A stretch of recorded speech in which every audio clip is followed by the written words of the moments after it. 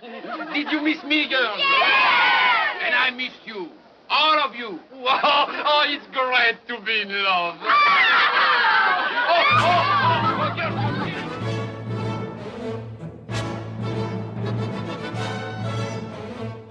Welcome to Season 2 of How Would Lubitsch Do It, a podcast in which we discuss the works of director Ernst Lubitsch, one film at a time. As is now tradition, we begin our season with a discussion intended to provide some context. Today, Luci Marzola and I discuss early Hollywood lighting, the role of cinematographers throughout this era, the consequences of sound, and questions of realism. Next week, we begin our journey through the second half of Ernst Lubitsch's Berlin period. Come visit ernstcast.com if you'd like show notes, resources as to where you might find the films we'll be discussing, or just to say hi.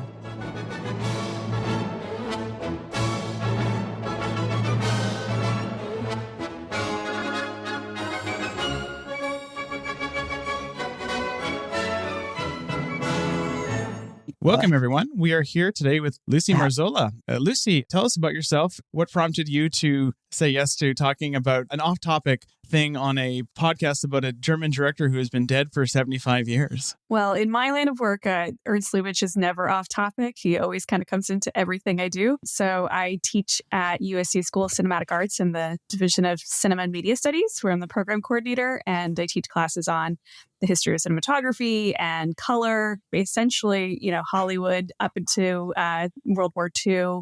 And my research is within that area is focused on technology and technicians and engineering and how all those things and labor and how all those things affect the products that we see and the industry that is developed to this day. Well, thank you so much for making the time to hop on. This is one of my favorite types of episodes, which is where I get to talk to someone immensely more qualified than myself about a subject that I'm very interested in. So yes, film lighting. We can't hold it off any longer. We have to discuss the history of lighting in these films, how Hollywood lighting came to look like the way it was. Let's talk about the very beginnings of Hollywood, because I think to understand German cinematography, even in this period, we have to grapple with what the Americans were doing. So let's say we're, early 20th century.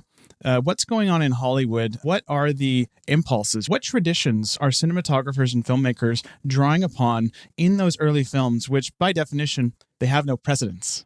So I think a good place to start with this is with Lubitsch coming to Hollywood. And despite him coming from Germany, which is a cinema that we associate with really interesting cinematography that you would have talked about in the previous season, he doesn't bring a cinematographer with him. And he explicitly talks about this in the very early pages of American Cinematographer, where he says, even in Germany, we know that the Hollywood cinematographers are in a class by themselves, in part because of their total control over the set, over lighting, not just camera work, but lighting and staging and all kinds of things. And so he came into Hollywood with this idea of Hollywood cinematography as superior. And maybe he's also flattering the readers of American Cinematographer when he says that.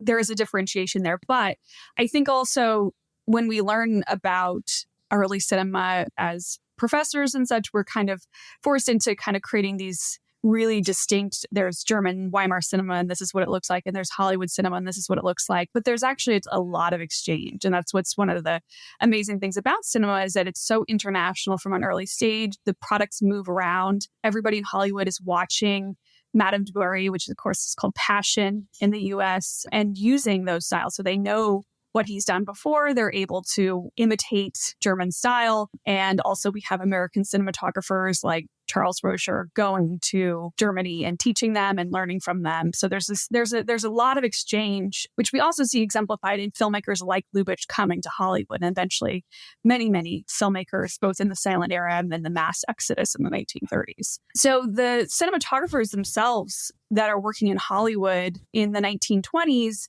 most of them have been in the industry for a while. So they were in the very early days of filmmaking, which up until about 1915, all they're really concerned about is focus and getting an image. And they're not using artificial lighting. They're mostly using the sun.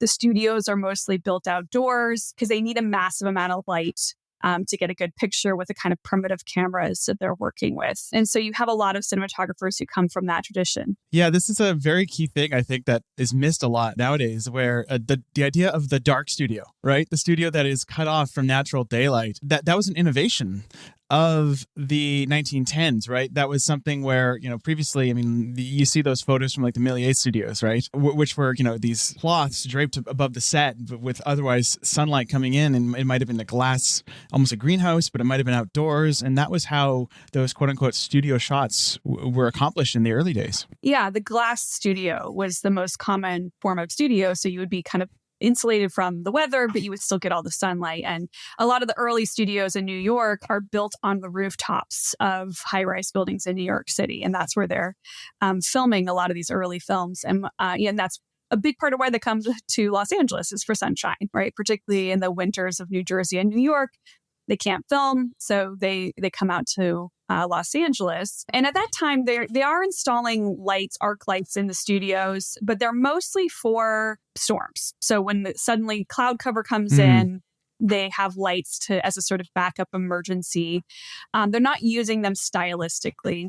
And in part is because in order to create style, what they're really doing is tinting and toning. The film stock at this time, orthochromatic film stock, created a really high contrast image, really blacks and whites. And so to create sort of dynamics, they would then dye film stock blue for night or yellow to show that they were indoors with artificial lighting, things like that. And so the idea of using lighting for style is not really something that's happening. And it's really the advancement of the industry. It's getting bigger. They're moving to feature filmmaking. And really the star system is really what brings in lighting, because stars need to look good. They need to be glamorous. They need figure lighting, which portrait photography had been using for some time. And so when you get Lillian Gish and Mary Pickford, particularly Lillian Gish is starting to, she's still playing these little girl roles. Both of them are kind of playing these little girl roles when they're no longer little girls. So they need flattering lighting. And so you have Griffith bringing in a portrait photographer on a film like Broken Blossoms in order to do figure lighting specifically for her close-ups. And you can watch in the film, her close-ups look totally different than the rest of the film. The rest of the film has the same sort of tinted, high contrast, blanketed sunlight look. And then her close-ups have this soft lighting because they were done by Henrik Sardoff, this portrait photographer that was brought in to do those shots. And what sort of techniques on the camera and lighting end were used to achieve that? In the book by Patrick Keating that you recommended I read before this, which is fantastic, by the way, I'll put a link to ways to find it in the show notes. There's a few different names invoked, right? Like the Cooper-Hewitt tubes are an invention at some point. You have on-lens diffusion. How would, for example, if I'm Griffith, which is a terrifying concept to consider, or a Griffith cinematographer, how would I soften Lillian Gish's features? Yeah, so Griffith cinematographer Billy Bitzer, he never really, there's a reason why he had to bring in portrait photographers to do this, because a lot of the people in the earliest generation of cinematographers, these are the guys who, they figured out how to get focus with these box cameras with no reflex lenses. That was what their expertise was. And so you had to bring in these portrait photographers. The primary technique is three-point lighting. And this is three-point lighting does not exist for the first 20 years of cinema. We think of it, if you take a filmmaking class, it's taught as just this is basic language, right? Of key light, fill light, backlight. As a classic way to film an actor. It's almost the thing we react against, right? It's the thing that, as a cinematography teacher, I constantly feel compelled to go, we're learning this, but I don't think in this way. It's old and stuffy, right? That's right. The voice that's in my head from when I was a youth. Yeah, like modern artists, it's you need to know those paradigms in order to rebel against them, though. So all of those paradigms are being built in the 1910s. So when you think of the editing paradigms really being built in that time, the 180-degree rolls shot, reverse shot, all of these things are being created as they're learning how to tell stories, particularly with silence. It's an interesting thing. If they had sound, maybe they wouldn't have developed such an elaborate system for telling stories through images. And so it's an interesting part of that, the history of cinema, that it develops so fully as a visual language before it does as an auditory one. And so, yeah, we can really directly connect the use of lighting in more elaborate ways to the star system and the importance of the stars and making them look good and making audiences compelled by them and interested in them. So we see more portrait photographers coming into the industry. So people like Charles Rocher and Carl Struess, where they know more about how to work with light and cameras in a still setting that they bring into Hollywood. So what you see in the early 1920s is a very stationary style that you don't see a lot of camera movement, which is different than what's happening in Germany, where you're starting to see this more unhinged camera, this sort of unfastened camera, as they call it. Particularly in like F.W. Murnau's films, you see this more camera movement.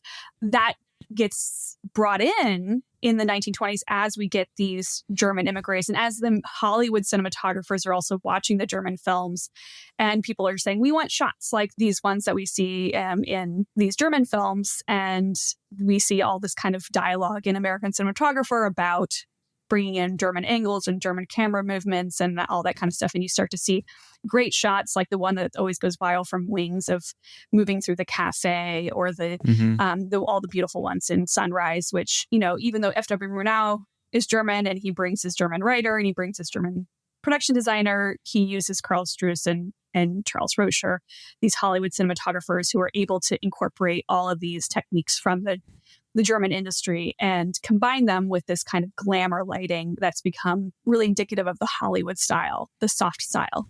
So to go back to your question, though, about the techniques. So 3-point lighting is the big one, but they're also doing that vastly on the lens. I don't know if they ever really did that. I mean, I haven't really seen that. I mean, I think it's sort of a metaphor, but they would deliberately unfocus. Though they would do bad focus on purpose to kind of create that. They would open the lens to create a very narrow focus. You can think of this as kind of like the portrait mode on your iPhone camera that kind of creates that like really shallow focus and fuzzes out everything else.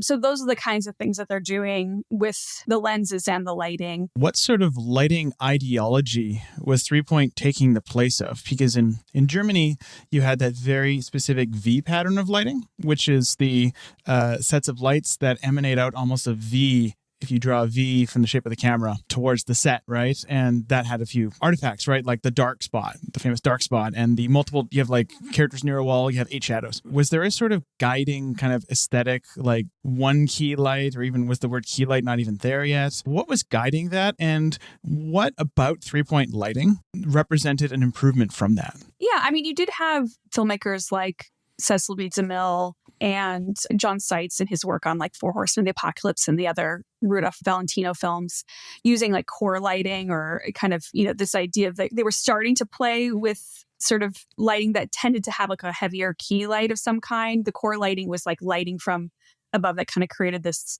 bright key light from like the side and slightly behind and a weak fill. And it basically created this vertical band of shadow down the center, which kind of created that mysteriousness of Valentino.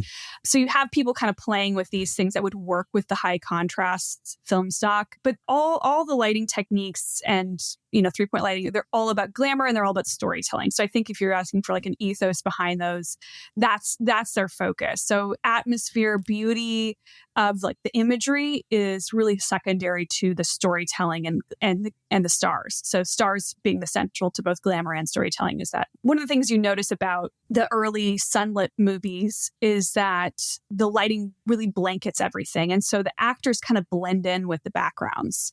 And you can see this in like, if you watch like, the early Griffith films and Lois Weber films and stuff, is that there's kind of not a lot of differentiation between people and set, particularly because the camera tends to be further away from the actors because they're kind of taking in the whole and only kind of occasionally going in for close-ups. But what you see, what was so key with why 3-point lighting I think became such a standard more so than like core lighting was the fact that it differentiated the actors from the background. So again, movie stars really key. It's like we want to differentiate them. We want to pull them out. We want to make them set apart. So when you watch the films of the 1920s, you watch a Gloria Swanson movie, she is like, your eye goes right to her. And she's the embodiment of the story and she's the embodiment of, the stardom. And so that is why I think that becomes ethos. Prior to that, lighting doesn't really have like any kind of philosophical idea behind it. It's just like, can you see the image, right? And so this is like the first thing that really develops, and it really develops in concert with all these other elements of the Hollywood studio system. As far as kind of what three-point lighting is, I mean, I should probably lay out that for our listeners who might not be as steeped in cinematography as us. Three-point lighting is a specific system of lighting that involves three lights in various configurations. You have your key light coming from one side, traditionally 45 degrees from above and the right of a subject. It's your brightest light. It exposes your subject. You have the fill light to fill in the shadow side, softer and dimmer, usually, and those two are separate variables. And then you have the backlight, which is usually a hard one light or a set of lights coming from rigged above the stage to create what you might call a rim light or a hair light to separate our subject from the background via use of contrast, which is all we had in this silent era because film stock was monochrome. So you had light, dark, light on the background, which therefore kind of cuts. It's like the Matt Groening thing, where Matt Groening said a good cartoon character is one you can know by their silhouette. You're basically putting that onto actors. Yeah, absolutely. Yeah. And that's one of those things when they started working with Technicolor, they were like, oh, we don't really need the backlight. Like the 3-point lighting had to be kind of modified in some ways because you're like color is doing a lot of the work that backlight was necessary for. Not that the need for it completely went away, but it's a technology like that really kind of alters the whole relationship. One question I have is about, and this is something that I think is the source of a lot of confusion and misunderstanding, the most common story about soft lighting, right? Soft lighting means a source that is physically larger, which creates a gradient on the subject and on the background, softens shadows, that sort of thing. The most common story I hear by cinematographers who are in the know, at least as far as late 20th century go, is that contemporary soft lighting, we'll call it, was really pioneered mostly by, in terms of the modern traditions of that, is Subrata Mitra on Aparajito in the mid-50s. That's the common story where they were shooting in studio because they couldn't afford a real apartment in Calcutta to shoot in. They had to match the look of Padre Panchali, which was largely shot with natural light. So they bounced their lights off of muslin draped on the ceiling. Therefore, modern ideology of motivated soft light was invented. But I think it's a lot more complex than that. And you have stuff like the Cooper-Hewitt tubes and even just diffusion and even considering of the source size. What was the landscape of that in especially the 20s? Yeah, so they're mostly using carbon arcs early on, which were noisy and very bright and bluish, and that worked fine with orthochromatic film stock. So you had this massive technological change in the mid to late 20s, which of course sound is a huge part of that. But really prior to sound becoming something more than an experimental technology, we see a huge shift in lighting and film stock. So there was panchromatic film stock had been developed by Kodak in like 1913. It's much more receptive to all colors of the spectrum. So orthochromatic has a lot of weird effects because in the modern era, we have these switches. We can just turn things black and white. We think, okay, there's just like this obvious gradients of gray that each color kind of fits into. And it's just not true with film stock. Film stocks would pick up different colors, different wavelengths very differently. So orthochromatic was not responsive to particularly reds. So you get all kinds of weird effects that you'll notice when you watch early films. Like I said, the high contrast, blonde, you can't really do blonde hair. The sky never has any clouds. So try to find a movie from before 1925 with clouds in the sky. It's a challenge. That's where you get those dark lips. The lipsticks would turn black. Those kinds of things that you associate with earlier films are because of the film stock. Incandescent lights were being developed at this time. Incandescent lights, just like the light bulbs that are, still fairly common, though I think, we've moved a little bit away from them, but that had that warmth to them. They couldn't really be used with the orthochromatic film stock. But when panchromatic film stock started becoming more available, which filmmakers really wanted, but Kodak hated making because it was just more expensive and cumbersome for them to make. So it wasn't until, the mid-20s they got some competition from DuPont, and then they started making it available as a more competitive, we have panchromatic film stock. They don't. DuPont developed it really quickly, but everybody switched immediately to panchromatic because it was so superior in terms of that kind of creating that softness. So again, part of the softness that we see in films after 1926, those really like subtle shades of gray, is because of that switch. So whether there was some innovation on Aparajito, I'm sure there was, but these kinds of innovations are happening, early on. But the switch to panchromatic film stock made incandescent lights feasible at the same time that GE was developing these large kind of searchlight bulbs. So searchlight technology from World War I was really key to, the kind of the floodlights that were needed in order to film sets, right? You still need a massive amount of light for film. This is not like completely gone away. We can work with a lot less light than before, but if you go into a modern studio, you still see a lot of light. There was this kind of move towards, incandescents are better with sound because they're quieter. Of course, immediately studios would own hundreds of lamps. So the companies who make carbon arcs immediately kind of fixed that, the snapping, crackling sounds that they never really had an incentive to really work on that problem, just like they never had an incentive before to make the cameras quiet. But once it was necessary, they did that. So they became two options that they had. And having those different forms of light also really serves when they go to Technicolor and color, where you could use incandescent lights to create sunset effects and stuff because of that warmth. I think this idea that black and white is just black and white is incorrect. And I think, different colors and different lightings and different film stocks are going to render things very differently. And you can even, it's very easy to demonstrate this impact where if you, for example, were to shoot on black and white film stock, you put a red filter over the lens.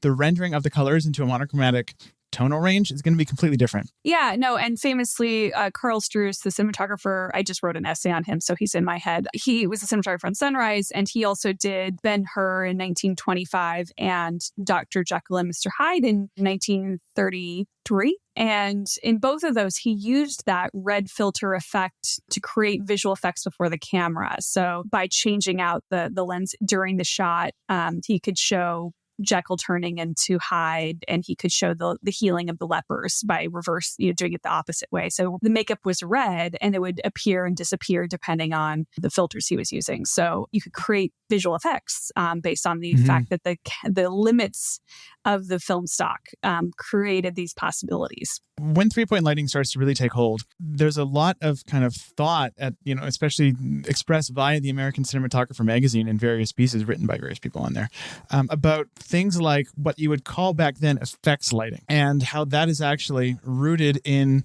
theatrical traditions, right? There's this wonderful quote from the Stephen Keating book that I saved here by theater director David Belasco, who was apparently a slightly controversial figure because of his very elaborate lighting setups. And to hear him put it, I found this very interesting. There are thousands of chances for delicate strokes of illumination in a well-managed modern play, which neither the audience nor critic is likely to notice, yet which work unconsciously upon the feeling and imagination. To select the right opportunities for their use, to know how to contrive them, and at the same time how to conceal them is what makes the profession of stage director so difficult. Not only should he have a comprehensive knowledge of all arts, he must understand psychology and the physical science besides.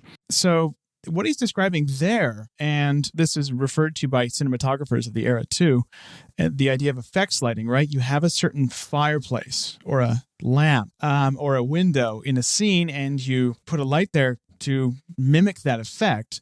That sounds an awful lot like contemporary ideas of what constitutes motivated lighting, right? Lighting that is quote unquote diegetically driven, basically excused by something in the story, right? Character turns on a lamp, you light something. And that runs a little counter to, I think, popular understandings of the quote unquote theatrical tradition of lighting of, that era, right? The idea that it's all about almost expressiveness and glamour. But there is a certain grounding there. How did those ideas manifest in this era, and did they conflict? Like, what was the synthesis there? I'm very curious. This is a good point to kind of point out the difference between where the German industry kind of goes really in the years after Lubitsch leaves versus Hollywood. You get this beginning while he's still there with like Caligari and stuff. You get this very stylized kind of filmmaking in Germany that brings a lot of attention to its craft. And one of the important things in Hollywood is invisibility.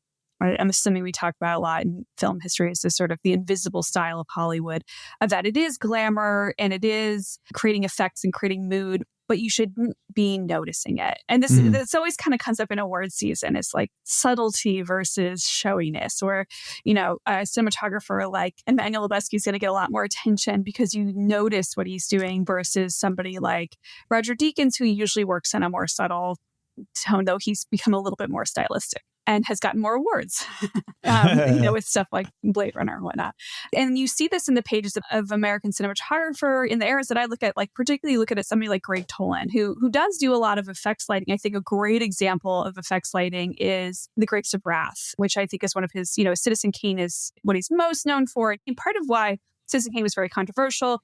It doesn't get awarded by the Academy or anything for cinematography because they really were, a lot of people were offended at how much attention it drew to its craft. It's one of the things that makes it so teachable for us now. But it's like, no, you're breaking the rules of Hollywood, which is story first, right? Story and stars and realism. These are more important than making your pretty images. You still see those debates, right? Are you sacrificing story and absorption in this world to make a pretty picture? And he's often accused of that. If you look at his work in Grapes of Wrath, you've got a couple scenes that are in theory lit entirely by a flame. There's the famous candlelit scene right at the beginning, which is not candlelit. There's no way, there was absolutely no way to light a scene like that with a single candlelight in 1940. I can never tell whether it's lit by like a gag inside the candle or whether there's some operator below holding a larger fixture. It's really well done. There's got to be a larger fixture. It's so well done. It does give you that illusion. And then there's another shot later where Mama's burning the letters in the oven, the stove, and the illusion is that that flame from the stove is the only light. There, it's a little more obvious that the light is kind of coming than the candlelit scene. But yeah, there's lights down there, like shooting up at the actors' faces and stuff, because you would have needed that with the quality of the film stock. The film stock has like an ASA of like 40 at that time, maybe 80, versus today. The Arri Alexa shoots at 800 normally, and I think the most popular film stock, anyways, it's 500T, so 500 for film, 800 for digital. And I think part of why that scene is maybe my favorite piece of lighting in history, just because, it's mind-blowing. But what I think is striking about it is that Toland was almost working in a mode that feels almost out of time, where almost any other cinematographer, give or take James Wong Howe, who in The Thin Man, he does some really wild stuff. But most cinematographers at that time would, probably have a backlight or something. They'd probably have more than one kind of noticeable source. But the fact that Toland has only, I'll be damned if you use less than like 5 sources, right? But there's like one notable source in that scene. And the fact that he commits so hard to that feels very almost anachronistic. Yeah. Oh, the film, I think in my class, I show that as well as Citizen Kane, because just to show what he does in Kane with deep focus is not like the whole of his bag of tricks. But yeah, as you said, when you pull out shots, when you watch the film, the acting and the actors and all that stuff very much place it in its time.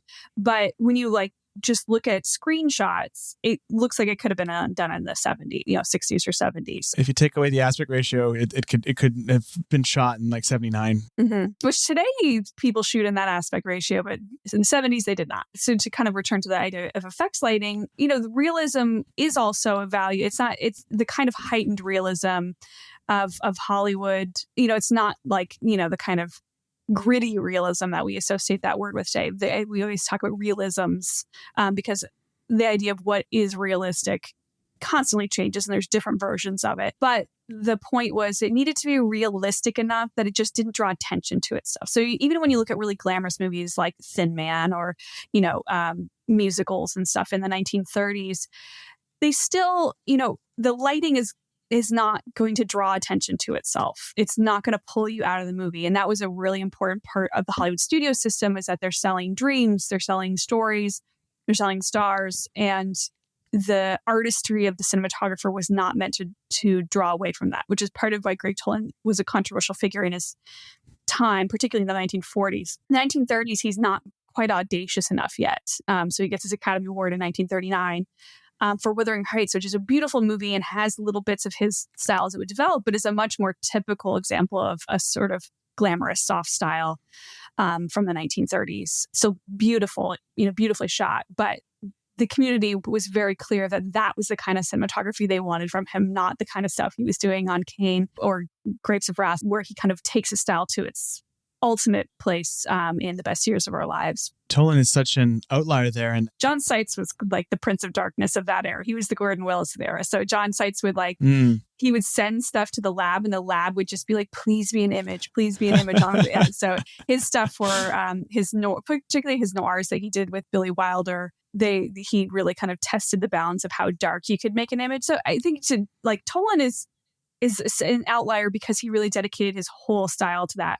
What you get with people like John Seitz is like they're journeymen in a lot of ways, and they can do all these things. So, they can do the things that Tolan does. They choose not to because they are kind of servants of the system, and they're like, what's called for on this particular film. And that's true going back in the 1920s where they're like, oh, you want us to work in the German style? We can do that. And I think that's the kind of key that you get with Hollywood cinematographers, is that there are these craftsmen who can, if they wanted to do stylistic, really out there kind of things. So like Carl Struz, I just wrote about, he does really out there things on Dr. Jekyll and Mr. Hyde. And then he becomes like, he does Bing Crosby movies for the rest of the 1930s that have nothing interesting about their style whatsoever, because that's what it was called for. Like you wouldn't want to see Citizen Kane's style on a Bing Crosby movie. The kind of idea of cinematographer as almost as auteur is really an exception, right? I mean, you have figures like Greg Tolan, Gordon Willis, or the modern era, Lubitsch. You look at their film and you're like, this has more in common with the films you made with other directors than that director's films do with themselves, right? Bruno Delbonnel, I think, is a great example of that. But the vast majority of cinematographers, Owen Roizman recently passed away, and it brought my attention to an interview he gave where he basically said that, in his earliest days, he was a ad man, right? He would shoot glamorous commercials. That was what he was pigeonholed into. And then he makes French Connection, and suddenly he's pigeonholed as, oh, your style is gritty New York, isn't it? And he would say, my style is that I do a good job. In so many words, he said, I'm very heavily paraphrasing, but my style is that I can do these things. My style is that I can carry out what you, director, want. I think that is an underrated skill sometimes, because I think we have this tendency to want to see people as these sort of individual artists. And so we celebrate a Greg Tolan, or even to a certain extent like a James Wong Howe, for his sort of naturalism in the 50s and 60s. I think that that adaptability is like an amazing skill when you can see somebody working across comedies and action movies and creating the style that is suited to that subject matter. The idea that you brought up earlier, I want to touch upon the idea of realism, because there's a way that realism and naturalism and all those kind of that galaxy of phrases is spoken of that I find kind of misses the goal of what filmic artists are doing, because there's almost this idea that, okay, back in the old bad days, cinematographers were not going for realism. They were going for a theatrical expressiveness. And that's a real post hoc thing, right? Because it only looks like theatrical expressiveness because what's really changed is not that we've had a march towards the real, but that the definition, the language of the real has changed. It's just like our definition of real, dim, film emulated, pastel color cinematography, or like low contrast digital, is not going to strike someone 100 years from now as quote unquote the real of that language of real they're speaking. Maybe they want to be on VR headsets at that point, but who knows? We talk about different kinds of realism, and realism is a very relative term and can mean so many different things in naturalism, and they're historically grounded terms. So what is realism in one era isn't necessarily what's realism in the next. It suddenly looks really phony or looks overly stylized. So, the kind of realism of handheld shaky camera and atmospheric lighting, whatever that has been pervasive for the last 15 years or whatever, is started to look just like a style now. To your point, it's just something that changes over time. And I think in classical Hollywood, when Lubitsch comes in there, it's kind of, it's like realism and glamour are always at odds. And so it's always a balance. So, and I think, Patrick Keating talks about the art of balance, which is like not letting it fall too far in one direction or the other.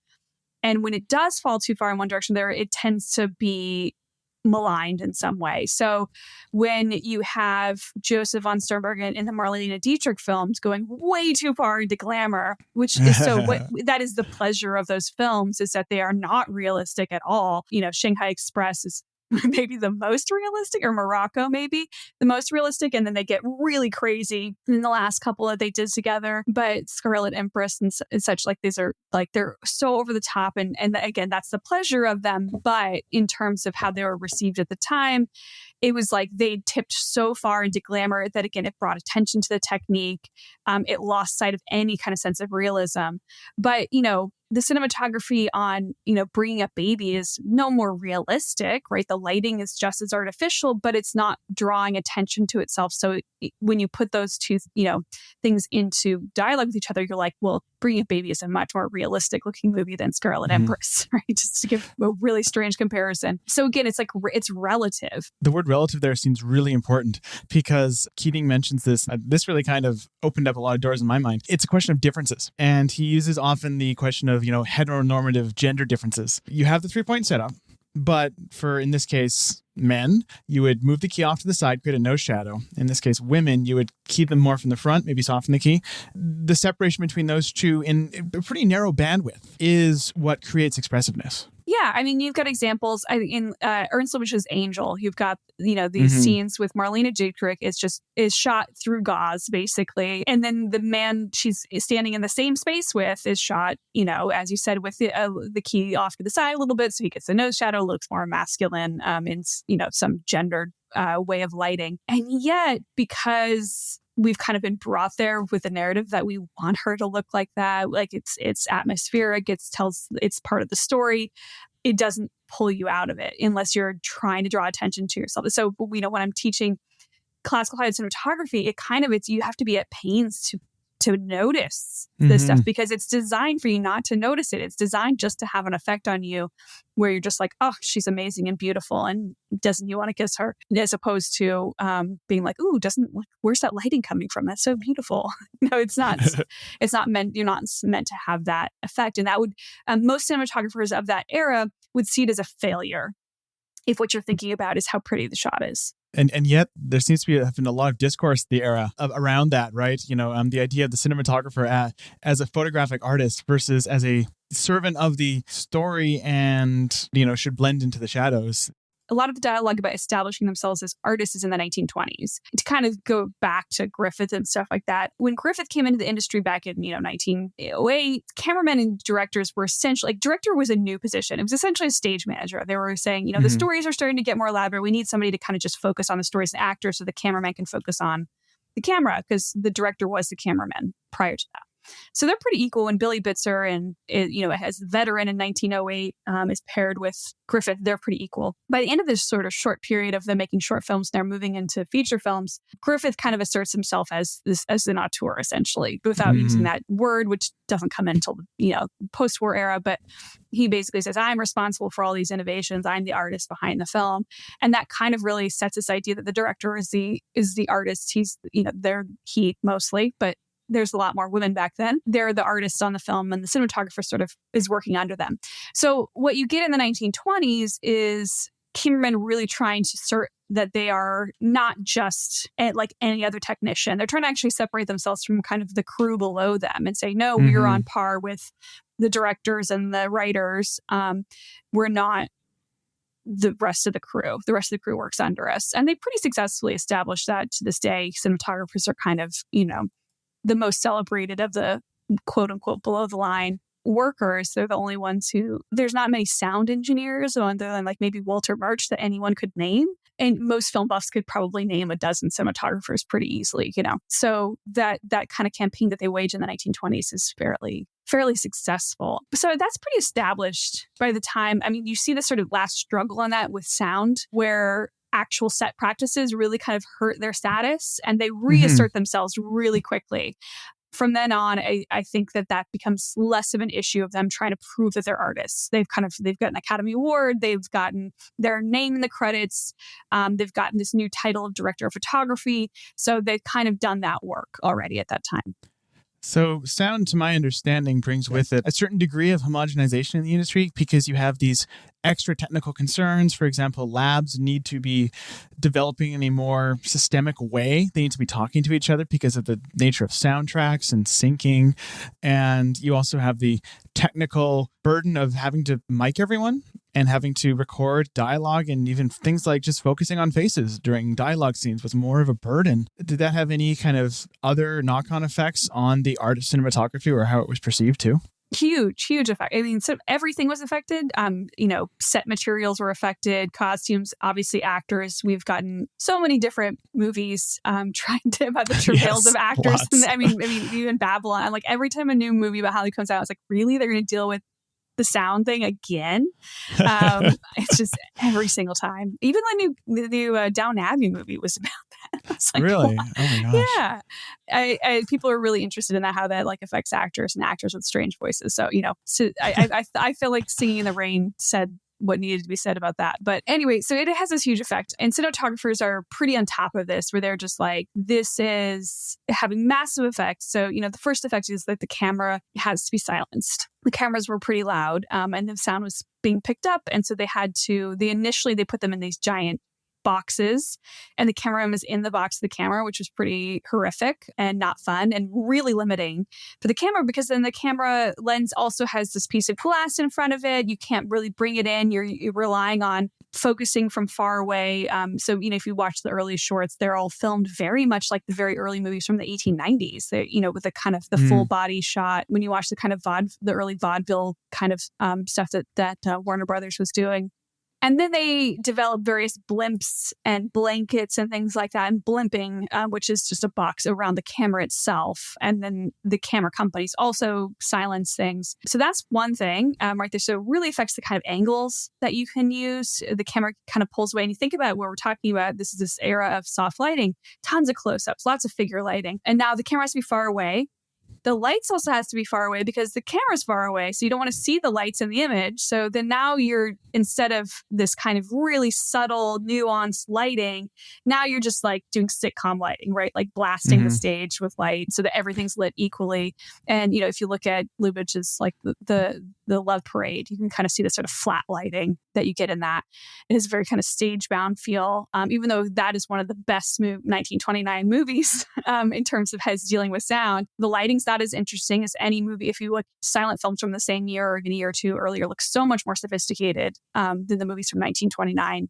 So the camera can't move. The lights have to be further away. As you were saying, the lab has to have a kind of standardization of the frame rate. Prior to this point, there's no standard frame rate. There's common frame rates, 24 frames or 16 frames, but there's no standard. In fact, movie theaters were known to crank up the frame rates so they could get more showings in a day. And, and even on like dramas and stuff, they would like play it fast. So, and cameramen were prone to also cranking at a speed that they thought was appropriate for the scene. So they might crank slower on comedy to get a faster image and crank faster on something that they wanted to be slower and stuff. So they were used to kind of creating their own rhythm of cranking the camera. But at the same time, they thought like camera cranking is so mechanical, it kind of reduced what they did to this kind of mechanical element. And so moving to motors that were standardized to 24 frames per second, so they would match the soundtrack, that was not controversial. Like it did take away an element that they had control over, but at the same time, it allowed them to not be seen as just mechanics. So that kind of ended up working in their favor in that way. So you don't see them pushing back against that the way they are with the boxed-in cameras and the lighting far away. And they do a lot of, with the coming of sound, a lot of the early films were shot like sitcoms with 3 or 4 cameras at once, so that the soundtrack would be common between them. So you could easily cut between them because they would have the same soundtrack. But you can't light for multiple shots at the same time. And as you know from sitcom lighting is incredibly skillful, because how you can light an entire apartment and there's no shadows on anybody is amazing. But it's not the nuanced kind of soft lighting that they wanted to do at this time. So, there's these meetings that happen at the Academy, which is like a new institution at this time, to talk about these things. And cinematographers are like, how do we light for a close-up? And they're like, you don't. And this is really distressing for them. And so it was something that they really wanted to fix. And then the sound engineers actually said, you know what, this kind of shooting doesn't really work for us either, because close-ups should sound different than long shots too. They shouldn't sound the same because of the way sound moves in space, right? So what you see is once they kind of start talking to each other about what actually are ideal conditions to create the best, most immersive storytelling, they realize that this kind of shooting is not actually ideal. And they kind of return to, especially once they have the blunt cameras, they return to a style that's very similar to what we have before, but it doesn't quite have the freedom. And it's really great to look at those really late silent era films of, Lubitsch's Student Prince of Old Heidelberg, or in particularly films like Wings and Sunrise, where you can see just like the freedom of the camera of that late silent era right before sound comes in is really spectacular. And never quite returns, but by 1932, it's pretty much returned. You can really see a difference. Trouble in Paradise feels like a big turning point for Lubitsch, where suddenly his camera's swooping out of windows. Sometimes it's like combining with model shots, which is great. And then by Merry Widow, the camera, it's as active. I mean, I think Merry Widow might be the single film of his where the camera is most active. That thing moves. I mean, something Lubitsch realized really early on in 1929 with like You See This in the Love Parade is that you didn't need to stage everything for sound because not every shot needs sound. And so he would be like, well, which shots do we actually need to have the microphones on? And which ones do we not? And shoot in a more fluid way, take the camera out of the box for those shots where you didn't actually need the synchronized sound, where it could be dubbed over or it was just music. So, at that time in 1929, you only have single track recording, which means all the sound has to be recorded at once, either on set or in post. You couldn't combine post and on set. So if you're recording dialogue on set, there's no music behind it. You're just going to hear the dialogue. And if you hear music, you're just going to hear the music, unless the dialogue is post-dubbed, which Hollywood's rendering of this period would tell you everything was post-dubbed. It wasn't really that common to post-dub dialogue because it's, as we know, it's like never quite. Yeah, if you listen, I mean, just one listen of like Morocco would tell you that like the set sounds like they're in a Costco warehouse or something. Yeah. Morocco's a great one. Which I believe Burt Glennon shot, is that it's such a really interesting movie because the interiors, which is where all the dialogue is, are very stationary. The lighting's not as interesting. And then you get outside and you have these massive tracking shots and all this like crazy camera work because clearly they're not shooting sound of those shots across the desert and things like that. By 1932, you get 4-track recording. And that really changes things because it frees it up. You can have on-set sound and music and post-dubbed sound effects and dialogue. It gives them more flexibility, right? So when you have a dialogue scene, you're not so beholden to the microphones and such. And the microphones have become more sensitive and directional so that you can be more particular about what they pick up. The cameras have been better silenced. All that 1932 is the kind of pivot point where they've kind of worked out the kinks. So in a film like The Love Parade, which is Lubitsch's first full sound film, you would have Maurice Chevalier and Jeanette MacDonald actually singing live on set with an orchestra playing, right? And then that would be recorded to one track versus The Merry Widow that was 5 years later. What was the workflow behind something like that? It was more, I think it became common really early on for music to be done separately. So they recorded separately and either played on set or recorded afterwards. So they would be singing on set, but not recording it, and then they would record it later. So that post-dubbing of sound with singing, because it's much easier to match singing, was much more common. Dialogue was not that common. For instance, you look at the jazz singer, which only has these few moments of live sound. They tend to be musical sequences, and the music is being played on set. So the instruments are right there. So yeah, if you were going to have dialogue or singing live, that means any backing music had to be created right there on set. That's deeply impressive. Yeah, it's like just miraculous when you get into the nitty gritty of how they did all this. You're like, and how it was so thrust on them from above. The cinematographers did not want to convert to sound. A lot of the actors and directors did not want to convert to sound. I mean, the writers probably did, and the executives did because they saw it was making money, and that was their concern, was that this is going to make more money. Those movies were doing better than the silent films. The initial thought of the studios when they were sold this technology was how much it would save them in their movie theaters, because they had to pay for musicians in every one of their movie theaters, and they all own these, they're increasingly owning these big movie theater chains and employing all of these musicians, many of them whom are unionized already, unlike the workers in Hollywood at this time. That was really expensive, especially the bigger, if you're Paramount and you own 1,200 movie theaters and you have to employ musicians at every single one of those, it's a huge expense. So the idea that you could send a pre-recorded soundtrack of music was really appealing for that reason. So that's why some of the earliest sound films like Sunrise are just soundtrack with a couple of effects, not dialogue at all. And because that's how they saw it playing out. And then, it was really with the Warner Brothers shorts and the jazz singer and the King of New York and such that showed that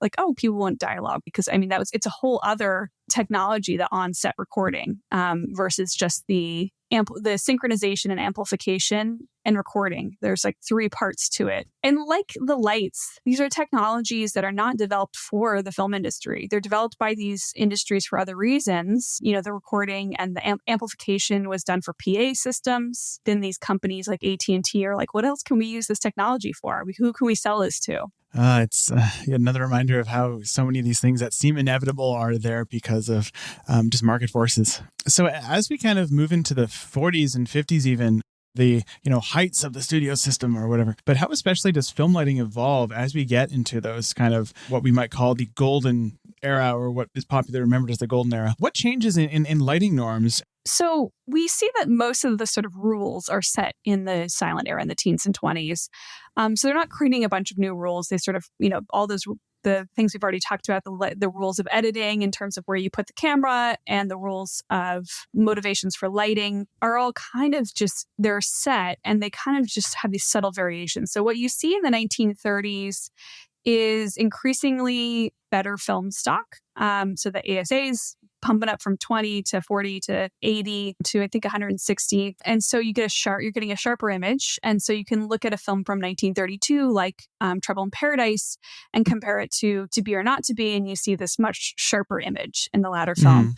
And we see less softness. So basically by the mid 1930s, the gauziness of the late 20s and early 30s is seen as very old fashioned. And so that kind of look that we get in those Marlene Dietrich films or in the late silent films is, again, it's another era, it's another time. And this kind of sharper look that we get in the late 1930s and into the 1940s, it's still soft, right? It's still kind of softer than a modern look. But, if you look at something like Ninochka, right, you were still seeing the real soft lighting on Garbo, but it has a much sharper image with more gradients of gray because of the increased quality of the film stock during this period. Increasingly, even more so than in the 20s and 30s, this real focus on invisibility. That when you watch To Be or Not to Be or Ninochka or something, you're not thinking about the cinematography. You have to struggle to think about it.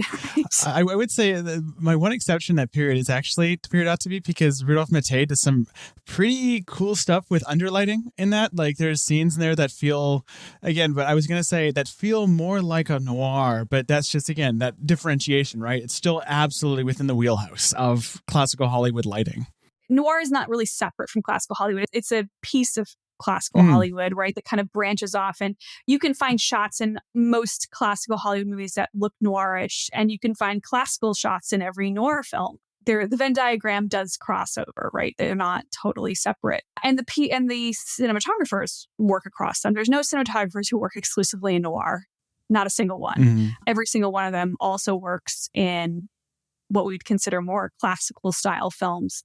What makes noir different, the beauty of the image or the interestingness of the image and the kind of realism that, again, a new kind of realism, a grittiness begin to be valued over the kind of typical focus on glamour. And it's a different kind of glamour, right? A sort of gritty, sleazy glamour. But it all kind of works within the system, right? Because it works towards the storytelling. And then as the 40s gave way to the 50s, you had a few major changes to the technology. The standardization of color throughout the 50s, color became the default instead of the exception. And 2, just as important, aspect ratios changes and film stocks got more diverse, right? So you had Academy ratio standardized with the sound era mostly. It was 1952 or 3. You had the introduction of a flat 185 spherical widescreen and then CinemaScope, and also my favorite format ever, Cinerama. You had, 70 mil coming later that decade. I mean, you had VistaVision. You had all these, basically the shape of films changed. The size of cameras changed. As far as anamorphic is concerned, the burdensome nature of lenses changed. And color. How did all those affect lighting? What's interesting about all the technological changes of the 50s is that they're the same ones that in the 1920s. It's sort of what takes is different, but wide film, widescreen, color all being innovated in the late 1920s at the same time. Sound, and then these, more behind the scenes kind of changes with panchromatic film stock and incandescent lights are the ones that really stick because they're the ones that are most effective and most adaptable into the system. And what you see in Hollywood is with technology is that if it can't be adapted into the system and its values, it gets thrown out, right? We see this repeatedly with 3D. 3D cannot be adapted into the system because it draws attention to itself. It ruins the kind of illusion of the absorption and voyeurism. At least this is my view of 3D. And so, and I think VR suffers the same thing when you try to use it as a storytelling medium. Those kinds of effects tend to get thrown out. What you have in the 1950s is this huge downturn in the industry in the late 1940s. Due to several factors, the introduction of television probably being the biggest one. People could stay home, especially now that they're living in the suburbs. The idea of going back downtown where all the movie theaters are when you just driven home from work to the suburbs, when you have television now, and most of what's on television is old movies in the Academy ratio in black and white. So there's a differentiation. So we need to find ways to be different than television. And so television is black and white. So let's make more movies in color. Television is Academy ratio. Let's widen the image. And so these things which had been tried before and kind of thrown out as unnecessary become more necessary.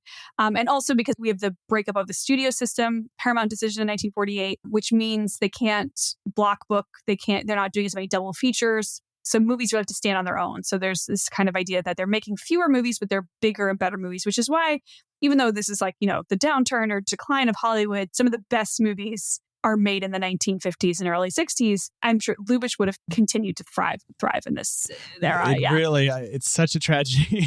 It's such a tragedy. He would have done so well. We didn't get late Lubitsch. Yeah. Yeah. I'm trying to imagine if he would have kind of gone in the same kind of sex comedy avenue that so many comedy directors in the 1950s did. I don't think he ever would have gone as far as Billy Wilder did in his later years, but it would have been interesting to see where he would have gone. Just to go back to the 30s and 40s when Lubitsch is working, it's these little subtle changes in that. And it's part of what makes the classical era, which, the golden age of, 1930 to 1945 is so stable, is that there's not huge technological upheavals. There's not a huge difference in the way a movie from 1935 looks versus the one from 1945.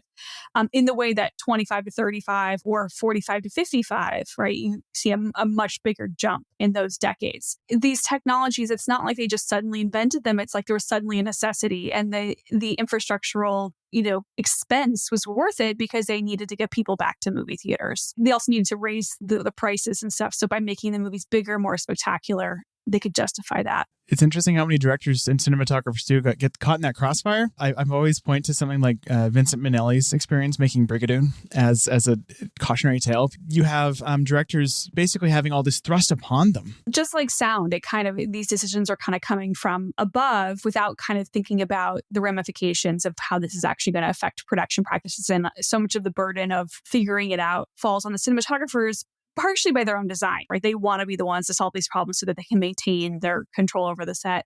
Just to give a kind of really brief history of each of these, Technicolor is created in the 19-teens with this goal of creating color motion pictures. They're only ever marketing to Hollywood for commercial production. They create various systems in the 20s that kind of partially get the way there. And then it's in the mid-1930s that they get the 3-color Technicolor, which is this hugely cumbersome process. So it adds this huge expense to production. Technicolor maintains a huge amount of control over the process. They own the cameras, they own the film stock. They require technicians of their own, including a color consultant, to be on every single Technicolor film. And that really limits the number of Technicolor films that can be made because of that sort of this one company controlling and having a monopoly. And they are accused of monopoly practices, and they have an antitrust case right around the same time as the Paramount decision. They get broken up, and basically, mostly because the technology wasn't available to independent producers. And during, the height of the studio system, independent producers are not hugely significant. The few significant ones like Selznick and Goldwyn, they're able to get Technicolor, but, it's really kind of the smaller studios and things like that don't. But by the time the Technicolor monopoly is broken up, there's also just a cheaper technology of single strip color. that was made available because it had been developed in Germany. And then post-war, that technology gets shared because all German technology and patent information gets shared. So everybody's able to make color film stock. So that makes that ubiquitous. So the timing on color is less of that sort of, it's an economic necessity, because actually color doesn't take over. It's like there's this sort of like huge flood of it in the early 1950s, and then it kind of stabilizes throughout the 1950s, and it's totally genre focused. So Lubitsch likely would have worked in both, depending on sort of like this, because comedy tended to be more black and white, but then sometimes there's color depending on the topic or how like big of a production it was, what movie stars were involved. And it's really not until the mid 60s that color becomes dominant because of television going color. And again, most of TV is old movies, and they don't want to show black and white movies anymore. And so the studio said, well, we got to make our movies in color. So it's like economic incentives. But throughout the 50s and into the 60s, it's very much film by film, and they're both equally, that's why you get great black and white. Like my favorite are black and white widescreen movies, because it's sort of mixing those technologies. So movies like HUD by the great James Wong Howe, that's one I always show, because I love just like Christmas, like the amazing black and white cinematography, the location shooting, all these things that we associate with the post-war, the widescreen and the location shooting, but mixed with this classic black and white. So yeah, again, the widescreen, the Academy ratio, on the other hand, just disappears. Maybe it has to do with the logistics of the movie theaters, that it was too hard to kind of oscillate between Academy ratio and CinemaScope. When CinemaScope is introduced in 1953, very quickly, about a quarter of the movies are being made in it. And most movie theaters, because it was an easy adaptation, unlike Cinerama was not an easy adaptation. You had to build theater's specialty for it. So that was never going to be something that would take over the industry, because it required so much infrastructural change, in the same way that 70 millimeter was never going to, because you'd have to remake all of the projectors because they're made for 35 millimeter. Adding sound to the projectors was way easier than changing the size of the film stock. CinemaScope didn't require that. It just required you to get a new lens and then a new screen, which is it's an investment, but it's not the investment that some other technological changes would be. So, though Academy ratio has made a comeback in recent years, which is mysterious and interesting. Yes, which I'm very happy about. I love boxy frames. I love them. It is the frame of the close-up. It is the frame of Hollywood, like of like movie stars. There are amazing close-ups in widescreen, but Academy ratio is built for it. Yeah, I mean, I always point to Sergio Leone as, I think he's my favorite purveyor of CinemaScope, even though he never worked in the format. He always worked in Technoscope, which is spherical. But I just think that ratio, he always found such incredible ways to fill it, right? He would choose the widest brim hats. My great example of really bad early CinemaScope, when they hadn't figured out how to stay, just like you have early bad sound movies from 1929 30, you have really bad CinemaScope movies from the two movies that were done in Cinerama are terrible. How the West one is not terrible, but it's like the cinematography is just like distracting, and the Brothers Grimm is it's my favorite gimmick movie to put on. It's so bad. The Ford part is, I think, pretty wonderful, but it's like the movie is like the tackiest. The directors were like, they were like constantly in the frame and stuff. Like it's not for storytelling. Yeah. But CinemaScope, there's the one I show is like How to Marry a Millionaire, which I think in my head is always like, oh, this is a beautiful movie. No, Gentleman Before Blonde is a beautiful Technicolor Academy ratio. How to Marry a Millionaire, which is Gene Egolescu, it's like good people, but they just did not know what they were doing. And so they have all these shots where they just don't know what to put in the frame. And they have Lauren Bacall like sticking her leg out to fill the frame while she's on a phone call, because they don't know like how to make it interesting. They have them moving around like unnecessarily. And I'm convinced that the reason they made it was like a romantic comedy with 3 leads, because they were like, we get to fill the, and you get 7 Brides for 7 Brothers. And it's like you get all of these like movies with multiple leads because they're just trying to fill the screen. Seeing them adapt it back into that system of invisibility, glamour, storytelling, realism, all these kinds of things that are always so key to what makes Hollywood Hollywood. It happens over time, but there's always fun little artifacts from that transition.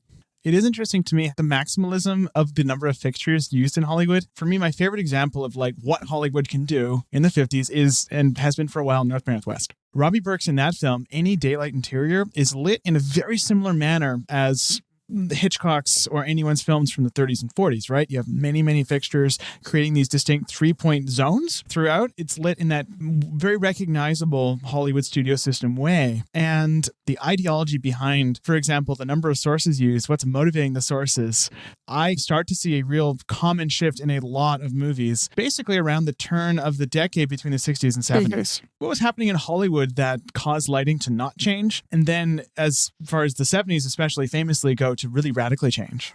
I think of the important caveat to everything is that when you talked about the influence of Bengali cinema is that people in Hollywood are always watching everything. So they're always talking about, did you see this new thing? What have you? And incorporating what they see. Part of how Hollywood stayed dominant is by absorbing everything. When they invite Lubitsch, he's one of the earliest examples of this. When they invite Lubitsch to Hollywood, it enriches Hollywood and it depletes the German industry. And that sustains Hollywood, and they'll continue to do that. When somebody wins the Academy Award for Best International Film, what's the next thing they do? They make a Hollywood movie, right? So Hollywood absorbs them. Some of them go back, but some of them just get absorbed into the system. So what I think you see in the 30s and 40s and 50s is that there's not a lot of strong industries elsewhere. So we had the German cinema in the 1920s. We don't see a lot of other industries that really kind of emerge really well after World War I. World War I was like this key moment where everybody's on pause, but Hollywood's accelerating. And by the end of World War I, everybody wants Chaplin and Pickford and Fairbanks, right? And so Hollywood, that's when it becomes dominant. Most of what everyone else is doing is watching Hollywood movies. And so there's not a lot of influence to absorb internationally in the 30s and 40s. And again, after World War II, the Marshall Plan is used in a lot of ways to assert Hollywood into places where it hadn't been dominant. Germany, because of the Nazis, Japan, because of their vital industry, they really try to take over. Japan's the one place that Hollywood's never really had total foothold. They're really trying to dominate the world. But what we do see happening in the late 40s and particularly in the 1950s is this flowering of the international film world. The art cinema network basically emerges out of World War II. It's just like the UN and NATO and all these things, these sort of internationalism of the 1950s, which is a huge part of what happens in that decade, is also the Cannes Film Festival and the revival of the Venice Film Festival, which had been started by Mussolini in the 30s, but gets revived in the 50s, and it's less of it just a celebration of Italian cinema and more of this international. And you see this right here in Hollywood. This is all these old movie theaters that were falling apart in downtowns get converted to art house cinemas, and they're showing international cinema for the first time. We have a huge population in the U.S. after the war who have internationally traveled for the first time. And then international travel for vacation and stuff also becomes possible. So you get a much bigger exchange even than just within the industry, but that American audiences are watching The Bicycle Thieves and they're watching The Red Shoes and Kurosawa's films. And so you do see a greater international influence. And you can see that right away in stuff like, Roman Holiday that just takes place in those places. But then you start to see a more aesthetic influence. As you get into the 1960s, particularly the sort of move towards naturalism and real, newer kind of realism that is less glamorous. It has a huge influence on Hollywood. And then in 1966, Kodak releases a new film stock, which is the first film stock that really allows you to light with natural lighting. And this is the film stock that allows for things like Days of Heaven, that uses all these kind of the magic hour kind of filming, which just wasn't possible prior to that. So there's a technological reason, there's a cultural reason, this influence of international art cinema, and then also the loss of the production code also creates new kinds of subject matters that are also not going to be treated in the kind of glamorous way. One of the things I always point out is it's still the same people. Burnett Guffey, who does Bonnie and Clyde, had been around since the 20s. The cinematographer who does The Graduate, Robert Surtees, also around since the 1920s. On The Graduate, this young director, Mike Nichols, is like, I want you to do this in this French New Wave style. And he's like, I don't really like that style, but sure, I can do it. Right? Both of them, they didn't want to do it, but they're like, I can do it. And I can win an Academy Award doing this. That is the adaptability of the classic Hollywood cinematographer, is that they could look at these French New Wave films and be like, yeah, I can do that. Well, I think that's as good a place as any to wrap things up. Thanks so much for joining us, Luci. This has been a fantastic way to start our second season. Absolutely. Thanks for having me. Next week, Jaime Rebanal joins us to discuss Madame DuBarry. Head over to www.ernstcast.com for links to the various public domain films we'll be discussing this season and other resources such as show notes. How Would Lubitsch Do It is a production of Moving Image Agency. If you enjoyed this episode, please rate and review us on whatever podcast service you happen to use. We'd like to acknowledge that this podcast was produced on the unceded territory of the Musqueam, Squamish, and Tsleil-Waututh peoples.